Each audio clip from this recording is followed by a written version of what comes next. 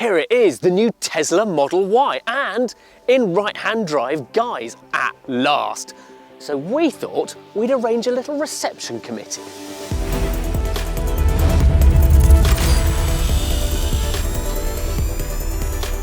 Yeah, that ought to do it. So if you're in the market for a new family electric car, which one should you choose? Come with me. Relax, we will come back and have a proper look at the Model Y, but I'm giving that a buy straight into round two because we've got a lot of cars to get through down here. So let's nail through them quite quickly. First of all, we have the VW ID.4, the Skoda Enyaq and the Audi Q4 E-Tron. Now these are all pretty much exactly the same car underneath. Same battery, same motors, even broadly similar proportions and looks. So the Volkswagen's quite complicated to operate.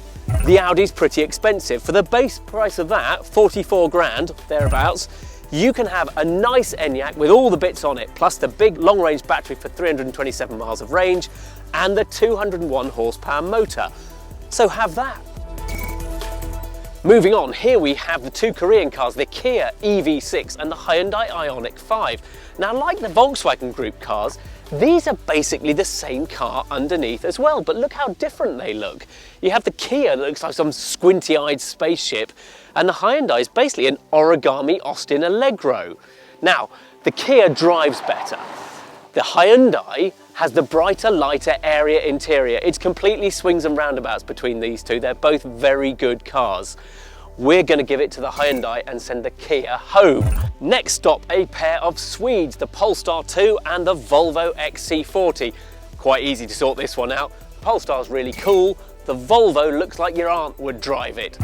Moving on. Next in line, we have the Ford Mustang Mach-E. Now, when we've done these electric car group tests before, that has always done very well. So it's going straight through to round two.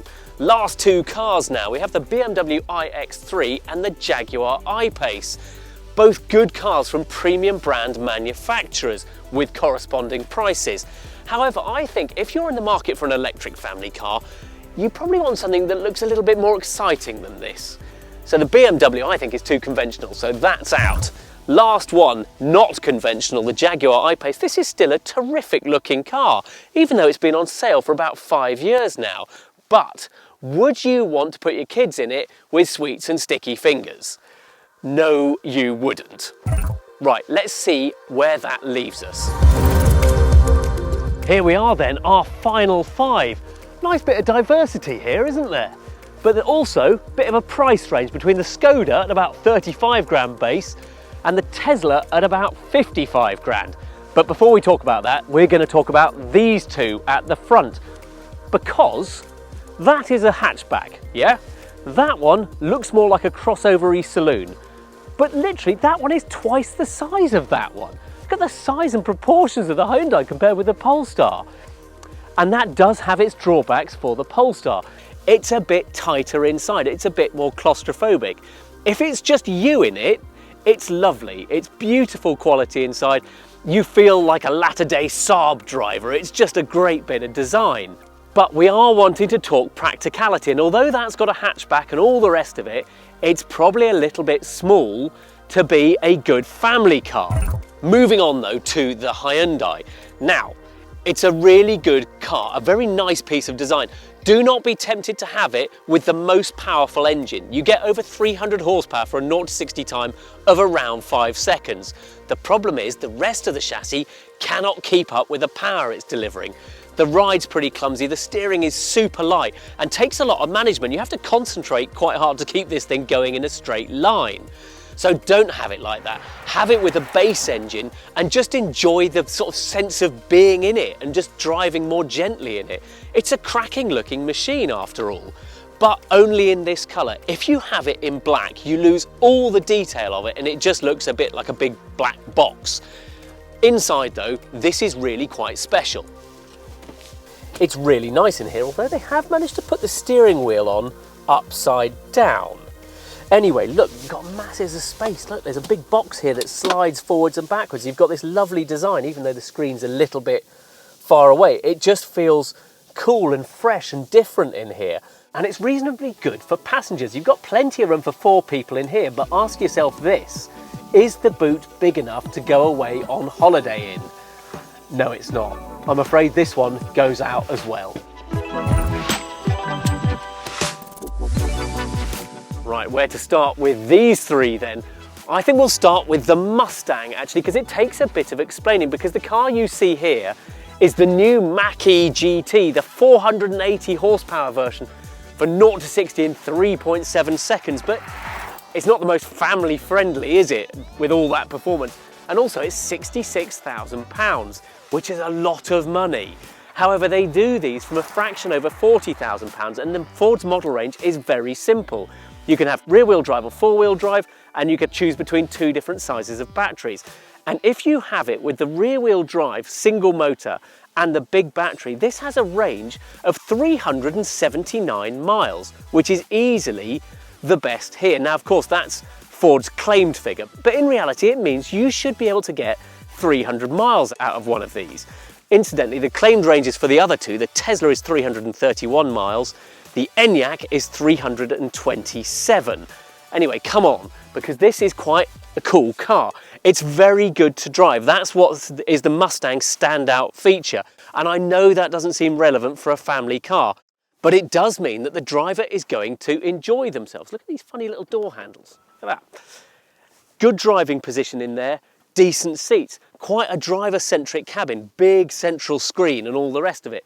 But it is driver focused, because coming back a bit further, the rear is much more claustrophobic. You have to watch your head when you get in and out, and once you're in, there's not that much legroom. And pity the poor person who has to sit in the middle. And as you can tell from this dipping roofline at the back, the boot, carry on electric motors, do your thing, is decent, but you might well struggle trying to get all your holiday kit in. You might look cool when you get there, but if you've got to leave half your beach kit behind, that's not ideal, is it? Incidentally though, Ford do make up for that by having a front boot as well. Under the front of the Ford, you can get 81 litres of beach clobber, and look, it doesn't matter if it's wet because there's a drain hole for it all to run away. Now, Ford isn't alone in having a front boot, a frunk. The Tesla's got one as well, which I'll now show you, but this takes a second because you have to go and get the screen fired up and press a button. Stand by. There we go. And this one's even bigger than the Ford's. There's room for about 117 litres of stuff in here.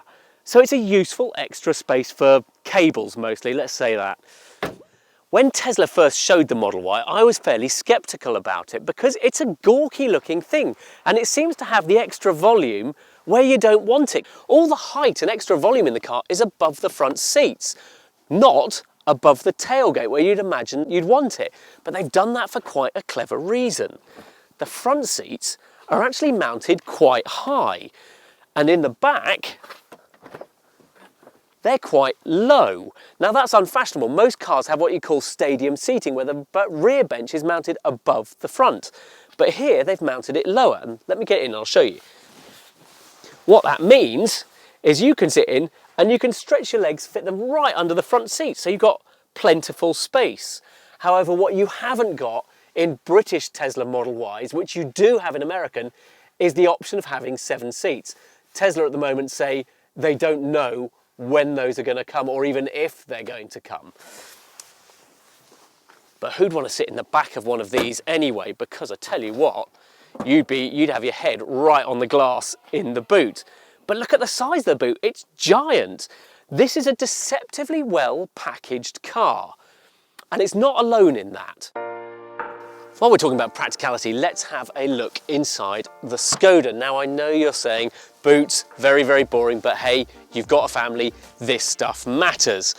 And look, it's big. This is probably the most estate car-like here. And look, you've got lots of clever space. This is what Skoda does better than either Volkswagen or Audi. They carve into the sides. They give you neat little touches like these little hooks. But you can see where they have saved money. If you look at the quality of the carpet, and the plastics are a bit scratchy. And look, you have to close your own boot. Whatever next? Quite like that, actually. Now, the Enyaq is built on a new all-electric Volkswagen Group platform, but despite that, it does not have a boot under the bonnet. But come on, this is a cracking car. Not only does it drive well, spacious inside, but it is brilliant value. I think it's the cheapest car in the whole test. You can pick one of these up for 35,000 quid, about £437 a month. It's brilliant value and a really, really competent car. Both the other two are considerably more expensive. The Ford, as we've said already, starts at over £40,000. The cheapest Tesla Model Y is £55,000. But all of these are brilliant cars. Which one's best? Choose the one that works for you.